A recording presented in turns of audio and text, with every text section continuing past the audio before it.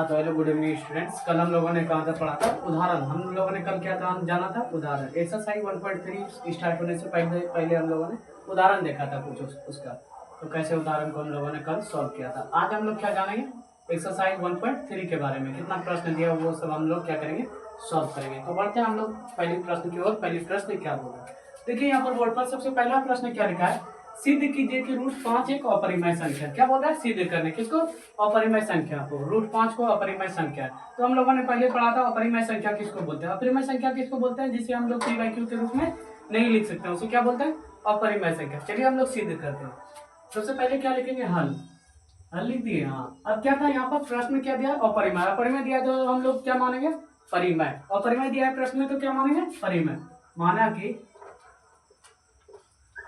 माना कि रूट 5 एक परिमेय संख्या। परिमेय दिया है तो क्या मानेंगे, परिमेय संख्या है, परिमेय संख्या है। अब परिमेय को हम लोग किस रूप में लिखते हैं, परिमेय संख्या को किस रूप में लिखते हैं, पी बाय क्यू के रूप में।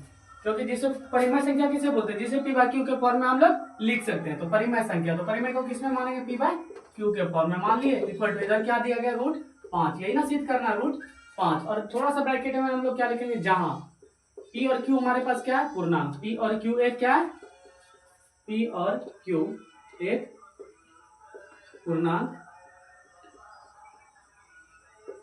है। और क्या लिखेंगे, Q does not zero, Q कभी जीरो के बराबर नहीं होगा। हो गया।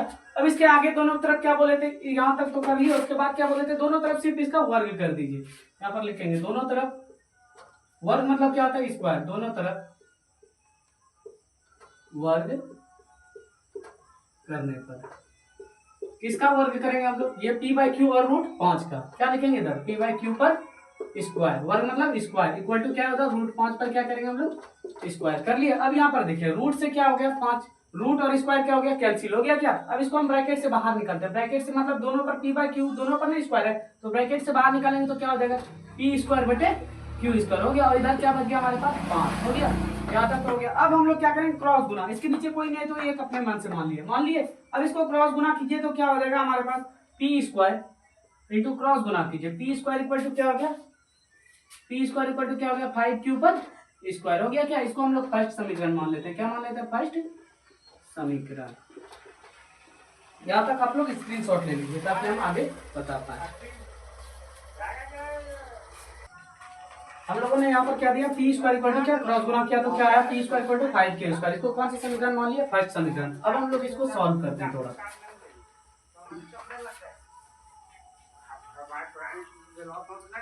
पी स्क्वायर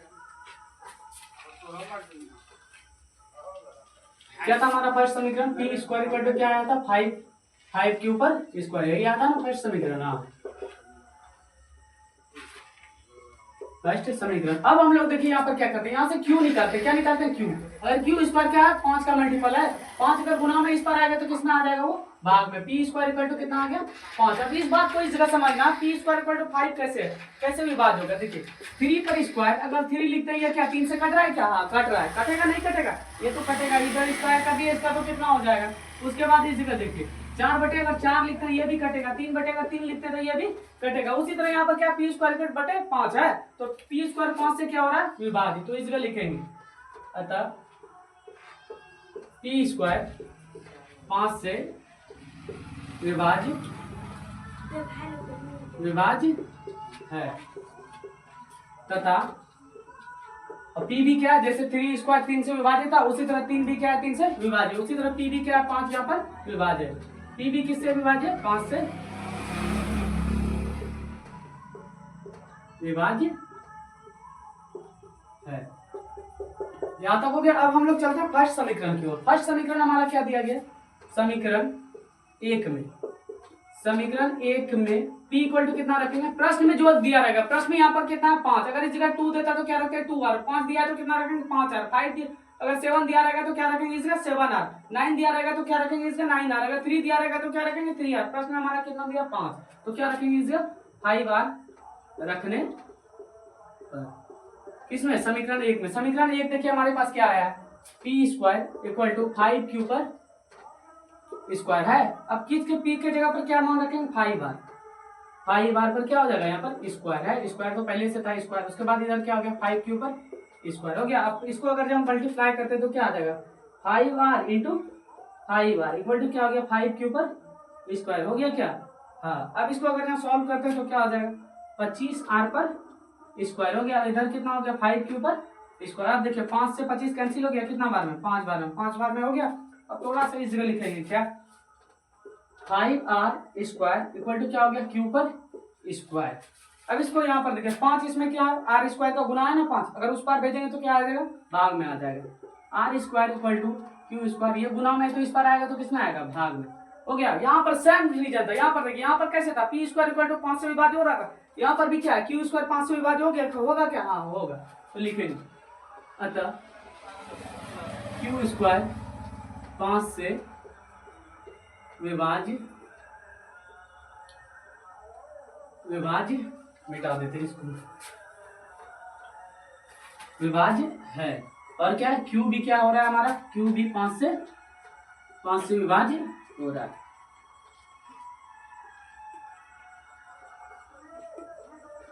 थोड़ा सा उस पार क्यों जाएंगे, हम लोग यहीं पर सॉल्व कर लेते हैं। अतः अब लिख देंगे डायरेक्ट, अतः क्या दिया प्रश्न में √5 एक अपरिमेय संख्या है, अपरिमेय संख्या। स्क्रीनशॉट ले लीजिए आप लोग ताकि हम दूसरा प्रश्न की ओर पढ़ें। अब दूसरा प्रश्न देखिए हमारे पास, दूसरा प्रश्न क्या है, सिद्ध कीजिए कि 3 + 2 √5 एक अपरिमेय संख्या। एक्सरसाइज कितना 1.3 का सिद्ध क्या बोला करना है 3 + 2 √5 क्या हमारा अपरिमेय संख्या। ये मात्र 1-2 मिनट का सवाल है और कितना नंबर बोर्ड में पूछता है 3 नंबर का पूछता है बोर्ड में। देखिए सबसे पहले क्या लिखेंगे हम लोग हल लिख दिए क्या। हाँ, अब क्या अपरिमेय दिया तो सबसे पहले क्या मानेंगे परिमेय। इस तरह का मैंने बहुत सारा सवाल, मैंने उदाहरण भी बताया, उसके बाद एक्सरसाइज में भी बताया। माना कि 3 + 2 √5 एक अपरिमेय दिया तो क्या मानेंगे परिमेय, परिमेय संख्या है, परिमेय संख्या है। अब परिमेय को हम लोग किस रूप में लिखते हैं, परिमेय को p/q के फॉर्म में लिखते हैं क्या, p/q इक्वल टू क्या दिया गया प्रश्न में 3 + 2 √5 दिया है। अब थोड़ा सा ब्रैकेट में हम लोग क्या बोलते हैं, जहाँ p और q हमारे पास क्या है पूर्णांक, जहाँ p और q एक क्या है हमारे पास पूर्णांक है। और थोड़ा सा क्या लिखेंगे q डज नॉट 0 हो गया। अब उसमें क्या करते थे हम लोग, सिर्फ अकेले √5 √2 रहता था तो उसका वर्ग करते थे। इसमें क्या करेंगे वर्ग नहीं करेंगे, अब डायरेक्ट सॉल्व करेंगे।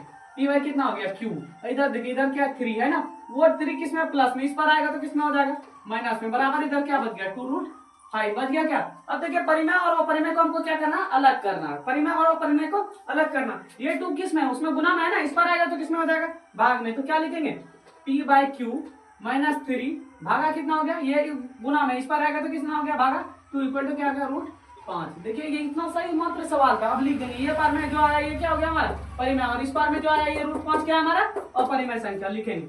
अतः p/q -3 ये पूरा 2 क्या है पूरे से विभाज्य है, पूरे से क्या है भाग दिया 2 में, 2 p/q -3/2 एक परिमेय संख्या है,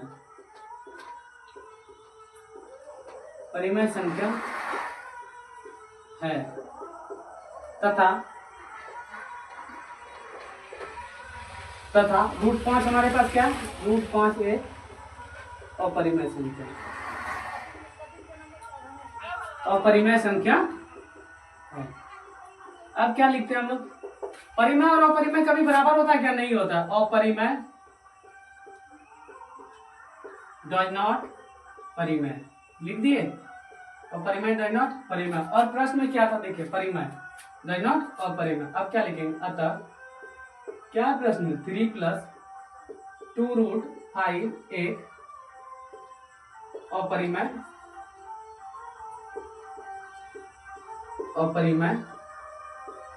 संख्या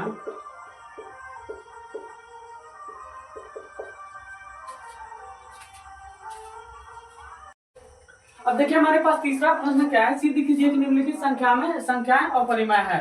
तीन प्रश्न दिया। तीसरा नंबर में कितना प्रश्न दिया? 3। फर्स्ट प्रश्न क्या बोल रहा है? 1/√2 क्या अपरिमेय संख्या है। दूसरा प्रश्न क्या? 7√5 क्या अपरिमेय संख्या। तीसरा प्रश्न क्या? 6 + √2 अपरिमेय संख्या। चलिए फर्स्ट प्रश्न को हम लोग सॉल्व करते हैं। कितना? फर्स्ट प्रश्न को 1/√2 यही है ना, लिख देंगे। सबसे पहले क्या लिखेंगे? हल। अब अपरिमेय है तो हम लोग सब अपरिमेय प्रश्न दिया, सबसे पहले क्या मानेंगे? परिमेय। माना कि 1/√2 एक परिमेय संख्या है।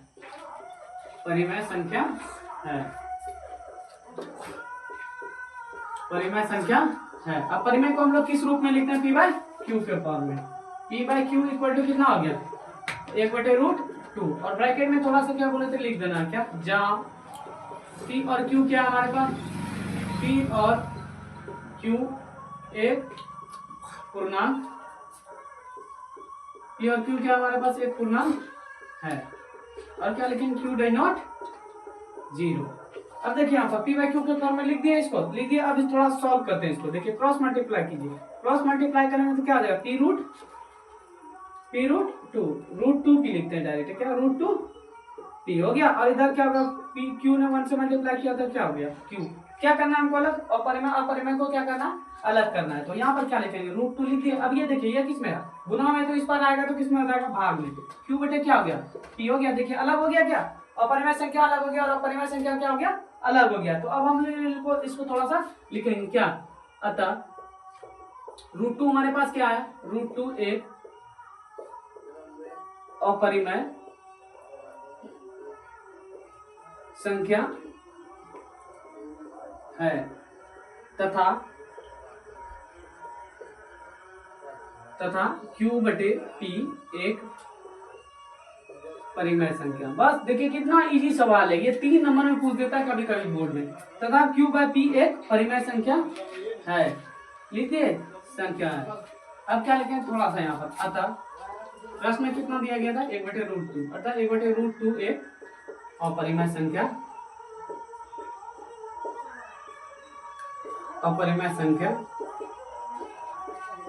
है। बहुत छोटा छोटा एकदम सवाल है, लेकिन ये 3 नंबर में पूछ देता है बोर्ड में कभी कभी। अब हमारे पास दूसरा प्रश्न देखिए। दूसरा प्रश्न क्या दिया गया? 3 का दूसरा नंबर 7√5 क्या बोल रहा है? एक अपरिमेय संख्या। तो अपरिमेय दिया तो सबसे पहले क्या मानेंगे? परिमेय। हल। माना कि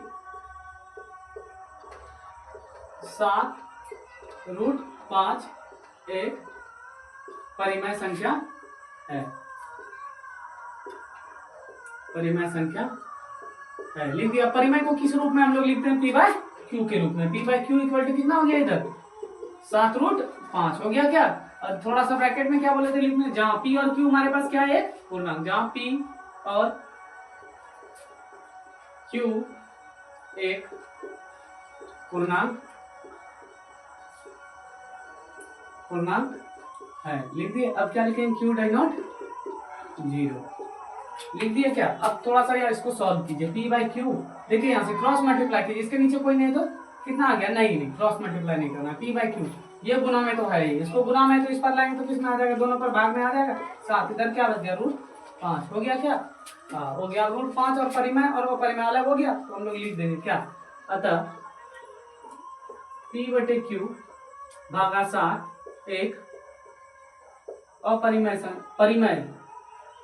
परिमेय संख्या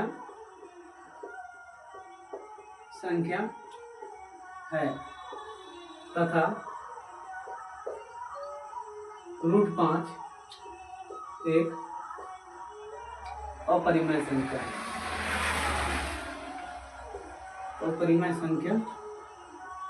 है। इसके बाद क्या हो जाएगा? इधर लिख दें थोड़ा सा। अतः प्रश्न में क्या दिया गया? 7√5 एक अपरिमेय संख्या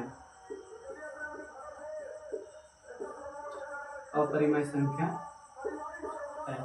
अब ये देखिए हमने 2 सवाल इसमें बता दिया। 2 सवाल बता दिया ना। ये तीसरा नंबर प्रश्न आप लोग खुद कर लीजिएगा। अगर नहीं होगा तो आप लोग कमेंट कर दीजिएगा ताकि हम किस चीज को बता पाए। होगा क्यों नहीं? बहुत इजी छोटा छोटा तो सवाल है, तो आप लोग इसको कर लीजिएगा तीसरा नंबर प्रश्न को।